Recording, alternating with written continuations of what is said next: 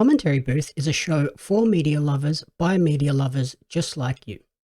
If you want to support the show, go to pariomagazine.com.au.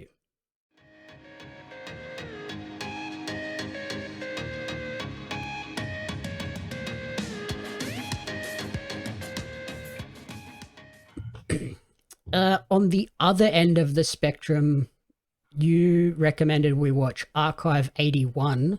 Mm. Do you want to just give us a quick sort of rundown on what happens in that show? Yeah, so what is it? Like an 8-part series, Netflix original. Here we go. Someone else has got something to say about it. Yeah, so basically there's this guy that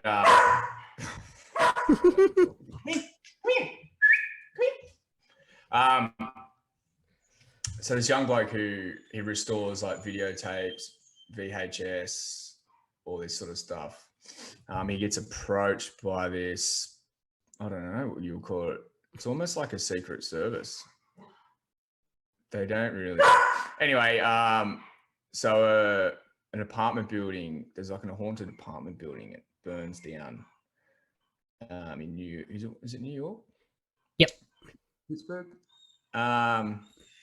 Yeah, and a lot of creepy stuff has happened there over the years, and a lady at the time moved there to start filming and interviewing all the residents to see what was going on. And in her time, she found out all this creepy cult activity happening within and beneath the building. And when it burned to the ground, they recovered all her footage from her like home videotapes. And so, and I don't know how to, without giving too much away, why this particular guy was chosen. And anyway, they put him into this remote facility. It's almost like a Big Brother house, and they personally choose him to restore all these videotapes and watch everything that's on them. And basically while he's watching the tapes, he finds out a lot about his life and about his dad. And it's certainly like a targeted attack. And what he views on these tapes pretty much haunts him. Yep. Yeah, so it's got like sci-fi horror elements. Like you said, 8 episodes, about an hour each, 45 minutes to an hour each.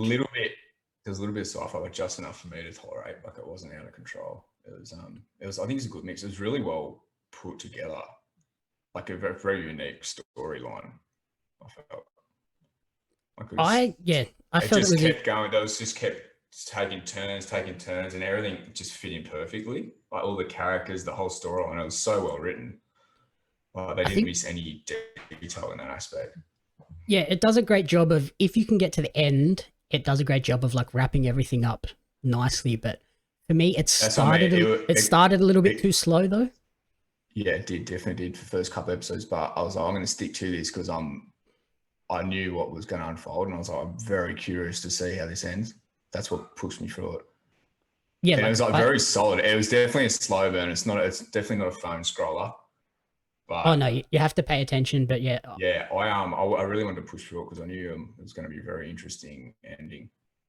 Yeah, like you have to get through probably the first 3. I think I almost gave up after the 4th. Yeah, I did too, man. But yeah. I knew it was I pushed through, and I know heard great things about it. If you get through to that second half of the season, that's when it really starts to sort of answer all the questions that it's posed, and that's when it all starts to take form. Definitely you understand what's going on.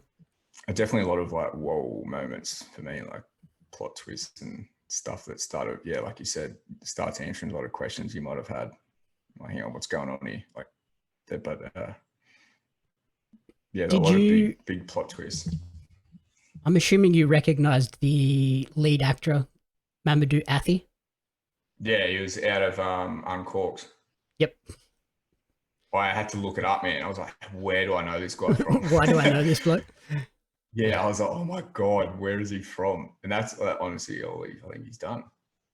So he's done a movie called The Circle. He's in the movie Underwater as well, which is a really good watch. And yeah, Uncorked. And then the girl that is in all the videos, Dina Shihabi, play as Melody Pendris, has been in Daredevil, Jack Ryan, and the other Netflix sci-fi series Altered Carbon. So what I didn't realize was this show is based on a podcast, which makes me want to go and listen to the podcast because there's 3 seasons of the podcast. Yes, I did know this. I completely forgot until you just mentioned that. So yeah, like the way this sort of all wraps up at the end, it makes me think that obviously they'll probably continue and do more seasons, but I kind of want to just go and forget waiting for the show. Just go and listen to the next 2 seasons of the podcast. There's actually a bit of a podcast storyline inside this as well. Well, yeah, essentially like the video tapes are like a podcast. And his best friend is a podcaster. Yeah, the best friend runs like an OG podcaster before like online podcasts, so to speak. Yeah. And yeah, like as the show goes on, we sort of uncover demonic entities, like time and interdimensional travel, like conspiracy theories. They slowly, the occult. They just add more and more elements, and yeah, you really have to be paying attention. It all worked. It all makes sense. It all worked out. It wasn't too much. I didn't try to put too much in. It all just sort of worked together nicely. For me, it kind of felt like a mixture of the Blair Witch Project and Midsummer. Like it had that sort of real creepy found footage idea from Blair Witch, but then it also had like the modern take of like a Midsummer. Yeah, Midsummer. It's asking questions and unsettling, like you don't know what's going on, who is doing what. Yeah, like if they drug these people into, then that's where I got like Shutter Island vibes from it as well. Yep. But yeah, in a way, like, hang on, is this just all in their head? Like, are they actually psychotic here? Like, yeah, like drug them. Like, and I think it's for the Melody Pendris character and for what was his name? The lead, Daniel Turner. Yeah, for both characters, like because when he goes on his walks, he like sees all this stuff. Yeah, they make you think he's having a mental breakdown. Yeah, well, yeah, they get in his head and can try to convince him that he is. Yep. But like you never know, maybe they could have been like pushing some sort of gas or drug out of the aircon or in the water of the house he was living in. Like, you never know what can happen there. Yeah, and I think like even in, I think it's episode 7, they actually send him home and basically try to convince him that, yeah, you had a mental breakdown, so we had to send you home. Not. Yeah, what'd they do? He knocked him out, didn't he? Yeah. The dude that has employed him basically hits him with a pipe and knocks him out and sends him home. There was a previous person who did the same job as him at that facility looking at videotapes. It was for the Vista apartment building too, yeah? Was he looking at the same tapes, this guy? Yep. They didn't really mention too much why he was chosen, did they? Or what connection did he have to the apartment building? They didn't really, did they? So like it was Daniel's dad was the connection. But this other guy that was Daniel's like the predecessor, they didn't really mention what his connection was. So that would have been good to know. What? Well, yeah, maybe that's something we get into in season 2 and possibly season 3. The show has yet to be renewed, but given how popular it has been since it came out, I will be shocked if they don't follow up with subsequent seasons, because it's been watched for 128.5 million hours since January 9th. Sheesh. It has proved to be incredibly popular. If they don't do more seasons, I'll be stunned. Did you notice? It was too well made. It was very well put together. Like, there's got to be more. Like, they can't just have that high production and that good of a storyline to just stop there. Yeah, and like with Netflix, 3 seasons tends to be like where a lot of shows max out, and this has 3 seasons of a podcast, so I think it would be a perfect opportunity for them to create a fully formed story in 3 seasons of a show. Without spoiling, listen to the podcast and spoiling it, I can definitely see there being more to be told. Yep. Did you notice the little thing in the reflection at the end of the last episode as well? Oh, I can't remember. So basically after we get through the weird like time interdimensional travel, when spoiler Daniel wakes up and he looks out the window, in the reflection of the window is the Twin Towers. So back. I picked that up straight away. That was way too obvious. Yeah, I've seen straight away. Yep. So that suggests that he's gone back to the 1990s, and season 2 will probably be him trying to get back to modern times. It was pretty much set current day, hey, like 2020, around this time. Yeah, so Daniel's supposed to be modern times, and then Navissa straight away, and they made sure everyone's seen that too. Like, it's not subtle, like it's pretty obvious. So that's stupid not to pick that up. And then MTV News on the TV when he wakes up is talking about the death of Kurt Cobain. So it's definitely that's it too. He's gone back to the 90s. So I'm interested to see that because the 90s are rife with like they have a particular style and lots of cultural references that they can play into. So that'll be interesting to see that happen. Because when Melody Pendris was living in the Vista, that was the 90s, yeah? Yep. Yeah. But before that, maybe a third season of like go back to the original like site of the building, when the original cult family and that was there. That could be another thing. Yeah, with like not knowing how the podcast goes, I imagine season 2 will be the 90s, and then in order to sort of solve this issue, Daniel and Melody are going to end up having to go back to the 60s or whatever that first time period is. And there was sort of like a throwback episode in there too, wasn't there? Like in Bly Manor, they had that whole episode of the original family, like in black and white. Yep. I didn't like that. Didn't like that episode. That was weird. In Bly Manor. There was an episode like that in this show. Archive 81, wasn't it? There was, wasn't it? Yeah, I remember correctly. Yeah, I felt like that was unnecessary in this show. They could have cut that out and explained more on the actual story. Like they didn't need to go back to that yet. Yeah, exactly. And speaking of like the 90s, I'm pretty sure I read somewhere that, you know how they had that 70s show? I'm pretty sure they're making a show like that 90s show now. Really? That would be sick. Yeah, I'm super keen for it. I read that. I was like, that sounds awesome. That would be so relevant. It'd be really like trippy to watch too. Like I'm keen for that. You have a banging cast. Alrighty, so yeah, that's the 2 major topics. Is there anything else that you're looking forward to in the next few weeks as well? There is, staying on the theme of scaries, we'll call it.